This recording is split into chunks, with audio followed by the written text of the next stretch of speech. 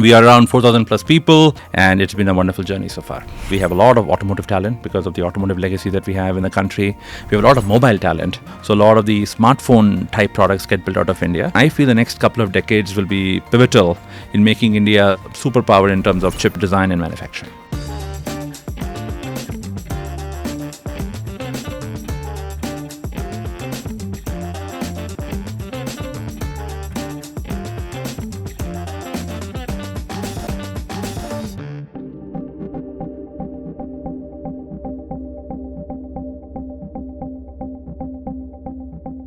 AI is revolutionizing every industry it touches, from healthcare and automotive to finance and logistics. But behind the dazzling frontiers of machine learning and generative AI lies something far less talked about, yet absolutely foundational: memory and storage. Think of it this way: if AI is the brain, memory and storage are the nervous system. They don't make the headlines, but they determine how fast, how efficiently, and how intelligently AI can think, learn, and scale. Without the ability to store massive data sets or access them in milliseconds, AI as we know it simply doesn't work. That's where companies like Micron come in, a global leader in memory and storage solutions. Micron is powering the backbone of AI innovation. And here in India, Micron isn't just participating in the ecosystem, it's helping shape it. So the big question is, where does Micron fit into the larger semiconductor and AI narrative? What's the vision? And how are they helping India move from potential to performance? Welcome to Mint Techcetra, your go-to podcast for decoding technology, business, and everything in between. I'm your host, Nelson John. And today, we're zooming into India's semiconductor story, one that's gaining serious momentum. From cutting-edge R&D to building robust manufacturing capabilities, from skilling the next generation of engineers to fueling AI innovation, there's a lot happening behind the scenes. And to help us connect the dots, we have someone who's at the center of it all. Joining me today is Mr. Anand Ramamoorthy, Managing Director of Micron India. Anand brings with him over 2 decades of leadership across global tech giants. And now he's steering Micron's growth journey in one of the most dynamic markets in the world. He's an IIT Roorkee and Harvard alum, a mentor to startups, and someone with deep insights into how India can truly punch above its weight in the global semiconductor race. Anand, welcome to Mint Techcetra. It's a pleasure to have you with us here today. Thank you, Nelson. Good to be here. Right. Let's start off with the Micron India journey. Mm-hmm. You know, Micron entered the Indian market a little later than the others. True. But with that being said, you have scaled faster than anyone else in this space. Mm-hmm. You know, I'm talking about the nearly 4,000 plus workforce that you have across Bangalore and Hyderabad. And of course, Micron's strong presence in critical sectors. Mm-hmm. What has driven this growth, and how has the company evolved in terms of technological innovations, development, and impact? Understood. Hey, glad to be here again. And as you rightly said, we started scale operations in India around 2019. Mm-hmm. And we were behind many of your other peers like the Intels, AMDs, Qualcomms of the world. And since you come a little late, you relook at your entire playbook. Right. So I think we started off with a very strong sponsorship from our CEO executive team, and we were very clear that we were going to kind of catch up and double up in terms of innovation, product development, IP development, etc. So happy to see that actually happen. Sometimes you have a playbook and you can't turn it into execution. So we are around 4,000 plus people, and it's been a wonderful journey so far. Right. You know, speaking of that, Micron now spans across multiple high impact categories, namely, automotive, data centers, Right. IoT, PCs. Right. I want to ask you, was this a planned ecosystem play, or did it evolve organically as India's digital fabric matured? Right. So I think if you look at it as a foundational technology, memory and storage will always be next to a computing ecosystem, right? You want to process something, you use a processor, and then you have storage and memory and storage ecosystem kind of cohabitate that space. So foundationally, anything that gets calculated or computed, there has to be a memory storage. And almost every market that we play in, be that be a data center, be that be a hyperscaler, automotive, IoT, embedded, it's all compute intensive. So by default, memory storage plays into all of that. What we've done in India is we build products in India. We also sell products in India. What we build in India is largely based on the kind of talent that we have. For example, we have a lot of automotive talent because of the automotive legacy that we have in the country. We have a lot of mobile talent. So a lot of the smartphone type products get built out of India. Of course, we sell into every market vertical. So it's not necessarily a pointed strategy per se. We have a very strong foundational portfolio, and we are playing all of that in India. Right. So is this where edge computing kicks in?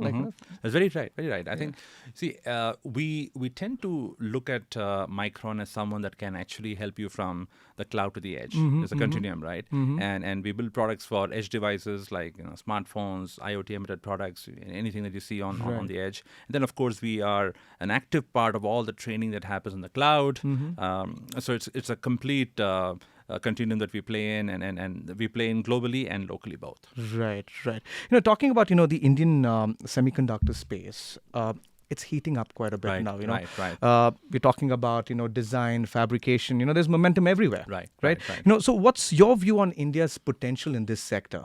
Listen. We've had semiconductor R&D in India for a while now, right? Back in the late 80s, we had TI set up their first design center in India. We've had a series of other large players come in and kind of participate in the Indian market. But this is probably in the last 5 years, I would say, we are seeing policy, intent, geopolitics, talent scale all coming together beautifully, right? Lining up the planets. And what we are seeing now is not just talk, but a lot of walk. Right. Everyone is walking the talk. That's from the government to the ecosystem to players like Micron. So what we see now is India is among the few countries where I think R&D, engineering, manufacturing, go-to-market can all coexist beautifully. Right. India is soon becoming a market where consumption can go up over time. There is no shortage of R&D engineering talent. Now, there's a huge manufacturing push from the government of India, which is benefiting all of us. So if you put it all together, very uniquely positioned to be a very active participant. That said, even though I'm an insider, I have to tell you we are nowhere close to what I call global leadership. These are early days, right? Early days for manufacturing because Micron is investing in manufacturing on top of R&D, so other people, but still very early days. And I feel the next couple of decades will be pivotal in making India a superpower in terms of chip design and manufacturing. Right, but you do have the scale and the momentum at Micron, right? So now with, when we look at semiconductors, staying ahead, means, one thing. Right. And that comes to the big question where, we say about R&D, right? R&D is a big thing. For any ecosystem that wants to stay ahead, the make or break factor is R&D. So, given India's ambition and scale in scaling up its semiconductor industry, do you believe India is ready to leapfrog into this space? And how can government policies and public-private partnerships help accelerate this journey? Good question, Nelson. Right. R&D is a very nuanced subject, right? You have an R&D play out happening in our colleges and universities, which is where India was behind because we are mostly teaching schools in India, great schools, including IITs. They're very good teaching schools, not necessarily R&D schools. They're getting better and better over time, right? That's one part. Then you have government-led labs doing a lot of research in R&D and pathfinding activities. Then you have multinationals like Micron playing a part. And then you have startups. Let me give you a quick scorecard on each one of them, right? I think on the issue of startups in semiconductors, still very few and far between, because the lead time in semiconductor is very, very long. From the time you get capital to get active working silicon, it can take up to 2 years, right? So clearly, the government has a design-linked incentive process where they're trying to benefit a lot of young, smart people. I see a lot more people working on semiconductor design now than it was 10 years back. So clearly, that's very early days. I would say it's like a 3 or a 4 on 10. When it comes to core multinational R&D work, India is probably a 7 or 8. We clearly, almost all of us, Micron included, are doing some fantastic work. It is showcased in terms of innovation, patents, in terms of products that we impact and influence. So that part is probably our strongest jewel in the crown. When it comes to government policies, obviously we have had PLI, we have had ISM. All these are helping institutionalize the whole process of putting capital back into the ecosystem. That is getting better and better. So that's probably a 5 or a 6 in terms of ecosystem momentum and power. So as you can see, all different grades of maturity and motion. my personal sense is in probably 10 years from now, we'll see all of them getting towards a massive resonance in terms of the impact that they can all collectively create. Right. So, so also for India to realize, its semiconductor ambition, Right. a big part of it is, having a skilled workforce. Right. We both can agree that, Right. talent is the bedrock of any high-tech industry, True, right? true. So, with skill being mission critical, how is Micron India, helping nurture and develop a semiconductor talent here in India? Right. I'll give you some examples, Nelson. I have an interesting example. I say it all the time. We do DRAM engineering in India from scratch. And India is not a DRAM design center. All right. There is no company. India is more logic, right? We do a lot of logic and digital design in India. DRAM memory design is completely alien. So 4 years back, we hire rookie 28 plus engineers from IIT and BITS and different colleges in the country. We hire a couple of lateral talent. We train them from scratch, send them over to Japan and other places where we have more mature design partners. That team has done almost 3 designs back to back. Wow. And the designs are what we call in our language, first silicon pass, literally. The quality of silicon is very good, no respin, and from a go-to-market standpoint, that's gold. The reason I highlight that example is this is creation of skill and talent from nothing. So clearly we have that happening. Then there's a lot of talent at scale. Like AI is something that we're all talking about. India, through its combination of math skills, analytical reasoning, significant domain context in some areas, is a perfect place to bring it all together. So that concentration of skill is essentially banking on what we have in the ecosystem, and then of course training them and making things happen. And then we participate in broader initiatives by the government of India. We're saying, okay, hey, listen, we got to ensure we invest in the ecosystem, and we have a wonderful program called URAM. With the universities of India, 20 plus colleges we work very closely with. We hire hundreds of people every year from these new college hires. So I think your investment in skill happens at many levels. There is organic internal initiatives. There are things you do in the ecosystem.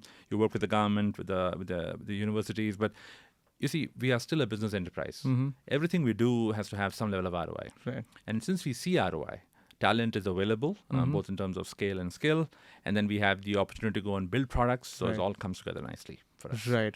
So now, as with what I understand is, the stage is set for India, in terms of R&D. And there's big ambitions for the government also with it. But everyone is being bullish on India. Do you have a place where you think we need to, temper our expectations and double down on execution? Yeah, right. You see, I sometimes, I think many of us do, right? We worry about the headlines coming ahead of time. And so it's good to be, and thankfully, all our ecosystem partners, including government bureaucrats and ministers and universities, are very self-aware of where we are. It's very important. It's one thing to create a kind of hype and momentum and not back it up with real efforts and initiatives. They all know that a lot of things are moving our way. Momentum is really positive. A lot of big headlines in terms of investments and dollars coming into manufacturing and R&D and startups. But we still have a long way to go. Because many of the countries that we will be either complementing or supplementing have been at this for almost 3 decades in a very intense way. And to get there, we will obviously fast track and leapfrog and do all that good stuff. It's still going to take us at least a decade before we can call ourselves a truly chip powerhouse. Right. All right. So, you've completed a significant milestone in 2024, and that is being, 5 years in India. That's right.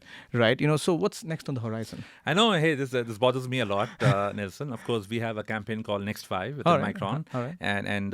But, I always say this, your India plans or your local country plans cannot be orthogonal to what your corporate strategy is. So, so we obviously, the way I think of it all the time is, what problems and opportunities are there for Micron globally? What does India offer? And how can Micron India help? That's that famous Venn diagram I talk about. And if you look at it very closely, I feel like we continue to be a scale R&D partner. We just started our manufacturing operations in the countries that hopefully will become a big part of our global supply chain network. And the India consumption market, because very often we don't talk enough about it. We want to sell products in India too. Building and designing products. That market slowly but surely is getting up. And it's not just about consumption. A lot of decisions on memory, storage, and chips are being made in the country because more products are getting built. So, as I say, very few countries have that beautiful ecosystem of R&D and manufacturing and consumption all growing. So I think the next 5 for us is going to be making the most of all of that. All of that. So more than scale, it's important how to leverage and monetize the scale well for the. And we also provide a nice geopolitical hedge for any global company. It's always good to have that widespread ecosystem of manufacturing and R&D, and then by virtue of being in operation for 5 years, we've learned what has worked well. Everything we do has become more efficient. So the next 5 is going to be more on efficiency, making sure that we continue to solve deep problems in R&D and engineering, and work very intensely with the local ecosystem. Right. So does also success look like, for you as in the terms of headcount, revenue, IP, and ecosystem impact? All of the above. All of the above, right? All of the above. And I always say it, right? You should be solving the problems that your global entities are either facing or addressing, right? And it cannot be your own path. So I think our strategies are tied to Micron's global strategy. Right. So before we wind up our episode here on Mint Techcetra, I'd like to shift gears a bit, Anand, to something a little more light, a little more conversational and fun. Off the tech track, basically, right? So if Micron had a cricket team, we Indians love cricket, right? So brought that analogy of cricket. So if Micron had a cricket team, what position would you play at? Captain? Batsman? Bowler? Based on my skill or based on my aspirations? Depends, or cheerleader. I know. I like the wicketkeeper captain paradigm, probably because Dhoni is I kind of like it because you're watching the game all the time. You're helping and mentoring, and you're also keeping track of things. So a wicketkeeper captain position would be like that. Yeah. That's great. So also we're going to move to a very important segment right now, okay? It's called the rapid fire round. Okay. I've never heard that before. Yeah, it's a rapid fire round. One answer probably, maybe a line you could just give, but no buffering. Okay. All right? Okay, I'll try it. Silicon Valley or Startup India? Silicon Valley. Silicon Valley. Wow. Okay. I expected Startup India, but then anyways. All right. Emails at 6 a.m. or strategy calls at midnight? Tough one, huh? Strategy calls at midnight. Strategy call at midnight. Oh, wow. Interesting. All right. US has woken up, so All right. So one buzzword you wish the world would retire?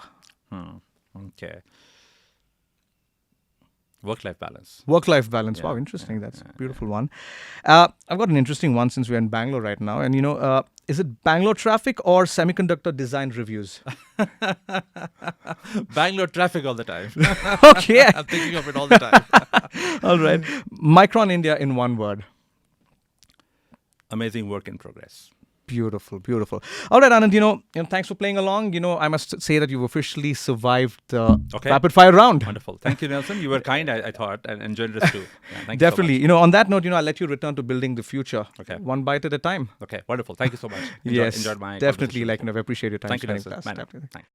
From powering AI innovations to shaping India's semiconductor growth story, Micron's journey is a masterclass in ambition, execution, and vision.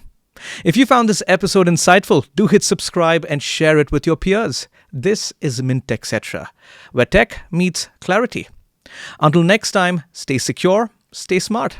I'm Nelson John, signing off.